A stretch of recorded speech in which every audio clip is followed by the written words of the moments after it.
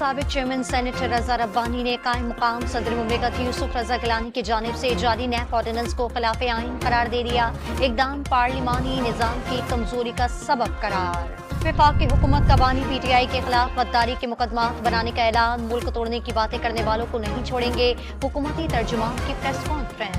निकाह केस में सजा के खिलाफ अपीलें मुंतकिल करने के लिए इस्लामाबाद हाई कोर्ट को खत इरसाल। अदालत के बाहर खावर मानिका पर PTI के वकला ने धावा बोला। शायर अहमद फरहाद के खिलाफ आजाद कश्मीर में आज सुबह दर्ज की गई FIR सामने आ गई। कांग्रेस सरकार में मुदाखलत, पुलिस से बदतमीजी और तल्ख कलामी के इल्जामात लगाए गए। पंजाब बार काउंसिल ने वकला पर 8 मई के तशद्दुद और दहशत गर्दी के मुकदमात बनाने पर कल तमाम मातहत अदालतों में हड़ताल का ऐलान कर दिया।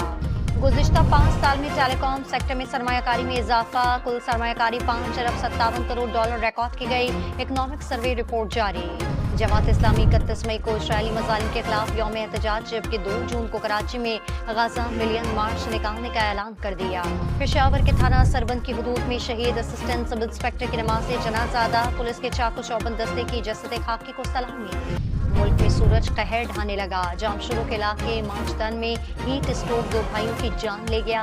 बच्चे खेल रहे थे कि बेहोश हुए और फिर कुछ ही देर में दम घुल गए। खैबर के इलाके लंदी कोतल के ग्रिड स्टेशन में दाखिल मुजाहिरीन ने तमाम डोमेस्टिक और कमर्शियल फीडर्स बंद कर दिए। मुतालबात मानने तक पूरे शहर की बिजली बंद रखने का ऐलान। मुल्तान के विहाड़ी रोड पर टेक्सटाइल मिल में आग भड़क उठी। सोलर पैनल के इंस्टॉलेशन के दौरान शॉर्ट सर्किट से लगी वाली आग रुई के घाटों की वजह से बेकाबू।